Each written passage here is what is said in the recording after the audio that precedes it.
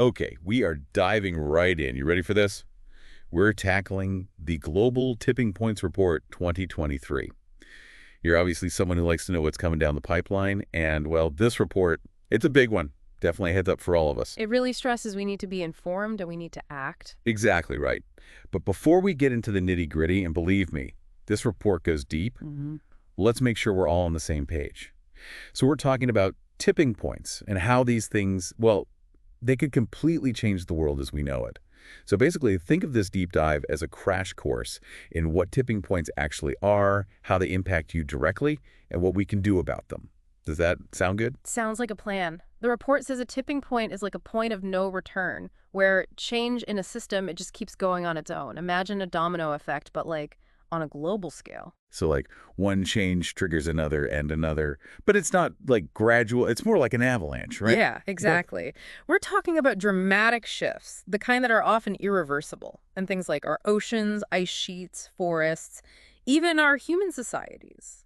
And the report says some of these systems are already like right on the edge, right? Like the Greenland ice sheet, there's talk about it collapsing. And collapse is a scary word when you're talking about something that massive. It's a very serious term, and the report doesn't use it lightly. So take the Greenland ice sheet. The report says even if we manage to stick to the Paris Agreement's goal of limiting warming to 2 degrees Celsius, we could still see major ice loss, which would lead to rising sea levels. And it's not just about coastlines going underwater, is it?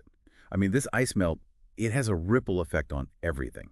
Ocean currents, the weather, even the food we eat. Which reminds me, the report really emphasized how food security is at risk because of all this. Absolutely. The report paints a very concerning picture when it comes to food security. So picture this. The Atlantic Ocean's currents, they actually help regulate a lot of things. And if that system collapses on top of the climate change we're already dealing with, it could cut the land we use to grow things like wheat and maize, the basics, bread, pasta in half. Wait, cut it in half? Are you serious? I mean, that's not just a statistic. That's empty shelves at the grocery store, right? The price is going up. That really hits home. I knew things were kind of fragile, but I had no idea we were that close to things really falling apart. It's a lot more precarious than many realize, and that's just one example of how these tipping points set off chain reactions that impact our everyday lives. Yeah, it's a lot to take in, and honestly, kind of depressing. But, and this is the optimist in me speaking, the report does mention positive tipping points too, right? You can't be all doom and gloom. They use electric vehicles as an example. What's up with that? Electric vehicles are a really good example of a positive tipping point. Their market share, it's growing much faster than anyone expected, which in turn is driving down costs and making them more affordable. It's a cycle, and it could lead to us not needing fossil fuels at all for transportation. So kind of like a snowball effect in a good way, right? Exactly. The more people use electric vehicles, the faster we transition to a cleaner way of getting around. And the report highlights that this shift is happening quicker than we might think, particularly in how we generate electricity. Okay, that is a glimmer of hope, I have to say, in what's feeling like a pretty dire situation. Yeah. But it sounds like we're in a race against time, right? Like, can we trigger enough of these good tipping points in things like renewable energy or sustainable agriculture, or even just changing how we think to counteract the negative ones before it's too late? That is the million-dollar question, isn't it? The report is pretty clear. We already have a lot of the solutions, things like renewable energy, sustainable ways to grow food, changing our values. These aren't fantasies, they're doable. So it's not about coming up with something brand new. It's about using what we already have, and fast. But who's actually responsible for making this happen? Is it governments, big companies, individuals? It's got to be everyone, right? You're absolutely right. And the report emphasizes that this isn't just about governments making policies and hoping for the best, or corporations talking about sustainability without really doing anything. It has to be all of us. Okay, that's good to hear because it makes me feel like we actually have some control over this. Exactly. And the report highlights how powerful it is when we all act together. We're talking citizen movements, social movements, even what we choose to buy as consumers. It's about understanding that even small actions, when millions of people do them, can create a tipping point that leads to real change. I like that. So we've established that these tipping points are a big deal and that we're not completely powerless to do something about them. But when we say Earth systems, what exactly are we talking about? The report gets pretty specific. It talks about the cryosphere, which I have to admit I had to look up. It's all the frozen parts of the planet. Yeah. But it also talks about Forests, oceans, even the air we breathe. Right, let's break those down a bit. Let's start with the cryosphere. It's already showing some of the most dramatic, most visible effects of climate change, which is why the report spends a lot of time talking about the risks to things like ice sheets, glaciers, sea ice, and permafrost. Right, and I think most people get that melting ice equals rising sea levels, but the report really makes you understand just how big the consequences could be. This isn't just about a few coastal cities getting a bit wetter. It's much bigger, much more impactful than that. For example, the report says we could see huge, and I mean irreversible, ice loss from both Greenland and the West Antarctic ice sheet, even if we manage to limit warming to that 2 degrees Celsius target we keep talking about. And just so I'm clear, that kind of ice loss, it doesn't just impact sea levels, does it? It sets off this chain reaction. It affects ocean currents, weather patterns, potentially messing up the whole global climate system. Exactly. We're talking about systems that are really complex and all interconnected, and the report does a great job of explaining how changes in one area can have huge consequences on other things. Okay, so melting ice caps, rising sea levels, got it. Yeah. What about forests? The Amazon seems to be in the news constantly, and it's rarely good news. And there's a reason for that. The Amazon rainforest, it's another big tipping element the report highlights. There's so much pressure on it. Deforestation because of agriculture and logging, it's all pushing it closer and closer to a point of no return. And then you add climate change on top of that, right? Higher temperatures, changes in rain, and all of a sudden you've got droughts and wildfires too. Yeah. It's like a recipe for disaster for the Amazon. You said it. And what happens in the Amazon doesn't stay in the Amazon. It's the biggest rainforest in the world. It plays a huge role in regulating global climate patterns. It's like the planet's lungs, right, taking in carbon dioxide. Mhm. But if we keep cutting it down at this rate, the Amazon could go from absorbing carbon to actually releasing it, which would just accelerate climate change even more. That's a very real possibility, and it's a big concern highlighted in the report. Okay, so cryosphere, not great. Forests, also not great. What about the oceans? What's the situation there? I mean, they're huge. It's hard to imagine them being pushed to a tipping point. Well, the report doesn't have the best news about our oceans either, unfortunately. They're dealing with 3 major threats: climate change, pollution, and overfishing. And they're all pushing marine ecosystems to their limits. We've all seen those pictures of coral reefs bleached white by warming waters, which is just depressing. And the report says that even if we manage to limit warming to 1.5 degrees Celsius, which is even lower than that 2-degree target we keep talking about, we could still lose up to 90% of coral reefs globally. You're right, 90% is a mind-blowing number. And it's not just about losing beauty or biodiversity. It's that coral reefs support all kinds of marine life, and millions of people depend on them for their livelihoods. It's not just the coral reefs either, is it? The report talks about how climate change is messing with entire ocean ecosystems, from those kelp forests we see on the coasts to the tiny phytoplankton that form the base of the food web. Exactly. Those changes have ripple effects throughout the entire ocean, impacting everything from fish populations to how much carbon dioxide the ocean can absorb. Okay, I have to be honest. I'm starting to feel a little overwhelmed by all of this. It's easy to feel powerless when you're faced with challenges this big, you know? I get it, it's a completely understandable reaction, but here's the thing. We're not powerless. We'll talk more about solutions later on, but the report makes a distinction between a warning and a prediction. These negative tipping points, they're serious, but they're meant to be wake-up calls, not guarantees. Okay, so it's a call to action, not a self-fulfilling prophecy. I like that. But it's not just about what's happening out in the natural world, is it? The report talks about how these environmental shifts could trigger tipping points in human societies too, right? Leading to things like unrest, conflict, even societal collapse. That's right, and those are aspects we need to discuss in more detail, because that gets even closer to home. Okay, so we've covered some pretty heavy stuff. The potential for large-scale disruptions to the planet's systems, from the Arctic to the bottom of the ocean. And now it seems like we're diving into even more complex territory. Right, Hamid. Element. Exactly. Because what we're seeing is that these environmental tipping points, they're not just abstract concepts, they have very real consequences for humanity. Well, I'm terrified and strangely fascinated to learn more. Let's take a breath and dive into the human side of these tipping points in part 2 of our deep dive. All right, so we're back, and I gotta say, after that last part about melting ice caps and struggling rainforests, I'm feeling a little heavy, you know? But we're not done yet. We still need to unpack how these environmental tipping points could actually trigger like a domino effect in human societies. You're right. The report actually has a whole section on what it calls negative tipping points in human systems. Think of it like the social and political aftershocks of all this pressure on the planet. Okay, so give me an example. What does a negative social tipping point actually look like? Okay, imagine a world where extreme weather events are totally normal, not the exception anymore. So you've got coastal cities dealing with rising sea levels all the time, droughts that just wipe out farmlands, millions of people displaced because of climate change. Yeah, not a pretty picture. It's not. And the report talks about how in that kind of scenario, we could see a real breakdown in like social norms, that sense of community. They Mhm. call it environmental anomie.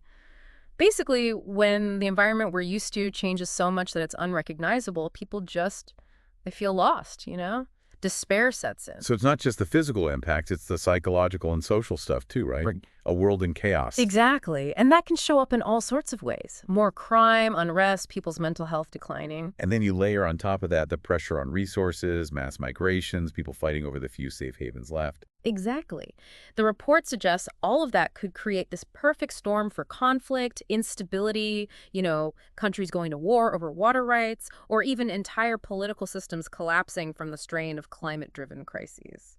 It's yeah, pretty sobering stuff. And it's hard not to feel like, come on, we got to do something. This is urgent. But we've talked a lot about the problems. What about solutions? The report doesn't just leave us hanging, does it? No, no, absolutely not. It actually spends a good chunk of time talking about solutions, both for dealing with climate change head on and for adapting to the changes that are already happening. Okay, so let's talk about the apocalypse and more about how we avoid it, right? Give me the main points. Where do we even begin to tackle something this big? The report is crystal clear. Cutting greenhouse gas emissions is the absolute priority. We need to get rid of our reliance on fossil fuels and fast. Okay, decarbonize. I'm going to need you to break that down for me. What does that even mean in real-world terms? Sure. It basically means we need to stop relying on coal, oil, and natural gas for energy. We need to shift to clean, renewable sources, solar, wind, geothermal, those kinds of So less of the stuff. stuff that's messing up the planet and more of the stuff that can power the world without, destroying it. Sounds good, but I imagine it's a lot harder than it sounds, right? It is. It would take a massive overhaul of how we get our energy. But the report points to some hopeful trends. For example, the cost of renewables like solar and wind has dropped significantly, which makes them competitive with fossil fuels even without government incentives. So it's not just good for the planet, it's starting to make economic sense too. Right. And the report suggests that as we keep investing in these technologies and produce them on a larger scale, the costs will continue to drop. That creates a positive feedback loop that can really speed up the transition to a clean energy future. Okay, so that's good. But even if we could somehow magically switch over to 100% renewable energy tomorrow, what about all the carbon dioxide that's already up there in the atmosphere? That's the big question. You can't just erase the problem by switching to cleaner energy. The report really stresses the need for carbon removal technologies. These are ways to actively pull carbon dioxide out of the atmosphere. Now, this is what I'm talking about. Are we talking giant vacuums, Yeah. sucking up all the bad stuff? Well, it's not quite that straightforward, but there are some cool ideas out there. The report looks at different approaches, from natural solutions like planting trees on a huge scale, they call it reforestation, to more technological things like carbon capture and storage, where you trap carbon from factories and stuff and then store it underground. So kind of like harnessing the power of nature on one hand and then coming up with new tech to clean up our mess on the other. Exactly. Some of these technologies are still being developed, but the report argues that investing in that research now is critical if we want to have these tools at our disposal down the road. It's like taking out an insurance policy for the whole planet. That's a good way to put it. We're basically hedging our bets against those worst-case scenarios. But it's not just about preventing future climate change. It's also about dealing with the changes we've already set in motion. All right, we've already caused a certain amount of warming, so we have to figure out how to live on this hotter, less predictable planet. Right, that's where adaptation comes in. Okay, what does adaptation look like in the real world? It's multifaceted. It depends on what challenges specific regions and communities are facing. But it often means things like building seawalls to protect cities from rising seas, or coming up with drought-resistant crops, or just making buildings stronger so they can handle extreme weather. So it's about being proactive, hmm anticipating the impacts and getting ready for them. Exactly. But adaptation is more than just physical infrastructure. It's also about things like better early warning systems for things like hurricanes, strengthening social safety nets so people have help when they need it, and empowering communities to come up with their own adaptation strategies that make sense for them. Sounds like a huge undertaking, and I'm sure it's not cheap. It's not. But as the report points out, doing nothing would cost way more than taking action.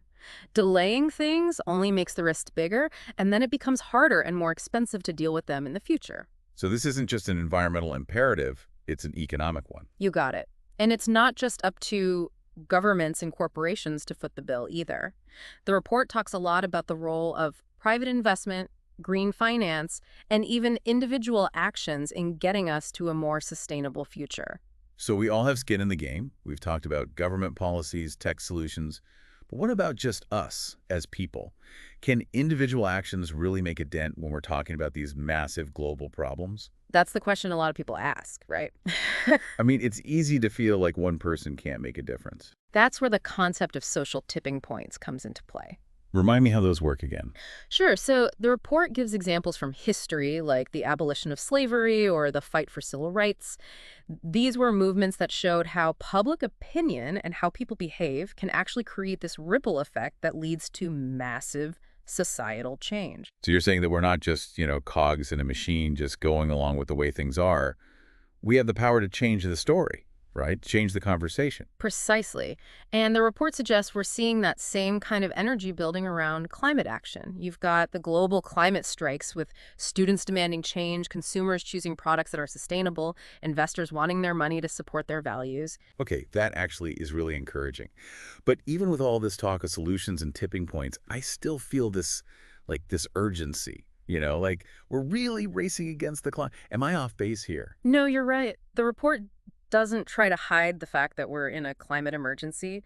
The longer we wait to act, the bigger the risks get, and the closer we get to those really bad tipping points. But, and this is really important, it's not a lost cause. It's not inevitable. So we can still turn things around. We can, but it means changing how we think at a fundamental level. It's not about just adding on environmentalism to our lives, like it's this separate thing. It has to be a part of everything we do.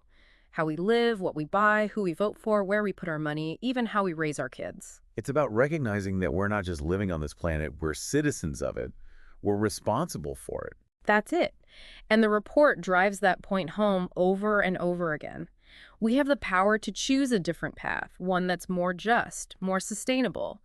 But it takes a collective wake-up call, a realization that what we do today will directly affect the future of this planet, for our species, for everyone. Those are some powerful words to think about. So we've got the roadmap. We know it's urgent. Yeah. But how do we actually put this all into practice? Mm. How do we take these global goals and turn them into real changes in our lives? That is the million-dollar question, isn't it? And luckily, the report gives us some answers. It doesn't just leave us hanging with these big ideas. Okay, good. Because I'm ready for some concrete examples, Yes. Something to make this feel a little less overwhelming. In that case, you'll be happy to know the report gets into some very specific examples of positive tipping points in action, things that are already happening. All right, then let's get to it. In part 3 of our deep dive, we're going to explore those practical examples of how change is actually happening. Stick with us. Okay, so we're back, ready to wrap up our deep dive into this global tipping points report. We've gone through some pretty heavy stuff, those scary negative tipping points, but also the more hopeful talk about solutions. But now let's get practical. We keep hearing about these positive tipping points that can lead us to a better future. But what do they actually look like in the real world? The report is full of real-world examples showing how people all over the globe are coming up with creative solutions and taking action. It's pretty inspiring, actually, to see how much ingenuity and determination there is out there. Well, I could use some inspiration after the last 2 parts, that's for sure. Let's start with something everyone can relate to. Getting around. Transportation. We talked about electric cars, but it's bigger than just switching out our gas guzzlers, right? Oh, absolutely. The report talks about going way beyond just replacing one type of car with another. It's about transforming the whole system of how we move around, like investing in public transportation that's actually good and affordable, designing cities for people, not just cars, where walking and biking are easy and safe, even rethinking whether we need to own cars at all. So less focus on electric cars, more focus on changing how our cities work, how we get around within them. Exactly. And they give examples, encouraging examples, like this city, Pontevedra, in Spain. They've cut way back on car use, made it pedestrian and bike friendly. It's more livable, more sustainable. And get this, it's led to cleaner air, people are healthier, no more traffic jams. Sounds amazing. Who wouldn't want to live in a city like that? It's a win-win all around. But are those changes actually sustainable long term? That's the best part. Changes like that often create what we call positive feedback loops. The more people experience the benefits, the clean air, less traffic, safer streets, the more it just becomes part of the culture. Then you get public demand for even more of those changes. It's a self-perpetuating cycle of positive change. Makes sense. It reminds me of those social tipping points we were talking about, how individual actions can turn into these bigger shifts in society. Precisely. And this isn't limited to just transportation. The report highlights the same potential for positive tipping points in how we build things. Buildings. Yeah, building. You're talking houses, offices, the whole 9 yards, which makes sense because those things use a ton of energy, right? They do. And the report talks about making existing buildings more energy efficient, putting solar panels on everything, even using tech to make our homes smarter about how they use energy. So we're talking homes that are good for the environment and cheaper to run, maybe even generating their own clean energy. That's a win for the planet and for our wallets. Exactly. And the report says that as these technologies become cheaper and easier to get, which is happening fast, we could hit a tipping point where a sustainable, energy-efficient home is totally normal, not some fancy, expensive thing. Okay, I'm starting to like this. So we've got cleaner transportation, greener homes, but what about what we eat? We can't talk about sustainability without talking about agriculture, right? That's the big one. You're absolutely right. And the report doesn't shy away from it. It recognizes that how we grow our food contributes to those greenhouse gases, but it also acknowledges that we need food to, survive. It's about finding that balance, right? Yeah. Feeding everyone without destroying the planet to do it. Exactly. And while there's no magic bullet, the report does point to some potential positive tipping points in the food system. Like what? Give me some hope for my dinner plate. One example is this growing trend of people eating more plant-based diets. The report highlights how much better it is for the environment and for our health if we rely less on animal products, especially meat. So, less meat, more veggies. Sounds like a good recipe for a healthier planet. But if we don't deal with the bigger problems in how we grow food, isn't that kind of just a drop in the bucket? You're right. Individual choices matter, but the report stresses that we need system-wide change. So we're talking about things like reforming those agricultural subsidies to incentivize more sustainable farming practices, promoting regenerative agriculture and agroforestry, and figuring out how to drastically reduce all the food waste that happens. So it's about changing everything. Yeah. How we grow it, how it gets to us, how much we waste. A total overhaul of the system. Exactly. And when you make changes like that, you get positive ripple effects throughout the entire system. It's better for the environment, better for our health, and it can even help with social equity issues by supporting smaller farms and creating more resilient local food systems. Okay, I gotta say, I'm actually feeling a bit more optimistic about all of this now. It seems like there's real potential for change. We've covered transportation, buildings, food. Is there any part of our lives that isn't ripe for a positive tipping point? What about money, the financial system? It seems like money makes the world go round. It definitely plays a powerful role, and the report has a whole section on how finance can be a driving force for positive change or for making things worse. So how do we make sure we're using money as a force for good? The report says we need a fundamental shift in how we think about value and how we invest. It's about moving away from just chasing profits, which often prioritizes short-term gains over the long-term health of the planet. So less focus on how much money we can make right now and more on investing in a future where we can all, actually live. Exactly. It's about shifting money away from fossil fuels and those industries that are bad for the environment and putting it towards sustainable investments, a green economy. We're hearing a lot these days about green bonds, impact investing, ESG funds. Is that what you're talking about? Those are definitely part of it. But the report also talks about changing the financial system itself. So incorporating environmental and social risks into investment decisions, aligning financial regulations with sustainability goals, even redefining what a successful investment actually is. So it's not just about changing where the money goes, it's about changing how we measure success in the first place. Exactly. And this shift It's already starting to happen. More and more investors are realizing that climate change and environmental damage are huge financial risks, and they're starting to demand more sustainable investment options. It's that idea we've been talking about. Self-interest and sustainability going hand in hand. Precisely. And the report suggests that this could create a financial tipping point, where sustainable investing isn't just this niche thing anymore, it's the norm. That would be amazing, wouldn't it? If the very systems that drive our economy were set up to protect the planet in the long run. It would be a huge change. And it's not just a pipe dream. The report points to how it's already happening. The rise of renewable energy investment, the movement to divest from fossil fuels. Well, after this whirlwind tour of positive tipping points in action, I have to admit, I'm feeling a lot more hopeful than I was an hour ago. It's clear we're facing huge challenges, but there's also amazing innovation out there, a growing movement for change. It really does feel like we're at a crossroads, and the decisions we make today will determine which path we take. You've summed it up perfectly. The report doesn't pretend there are easy answers, but it gives us a roadmap to navigate this moment in time. It highlights the urgency, but it also reminds us that we have the power to shape our own future. That's a really powerful message. It's been great talking with you about this report. I feel like I've learned a lot about the challenges, but also about the solutions and the reasons to be hopeful. It's been my pleasure. To all of you listening, I really encourage you to check out this report for yourselves.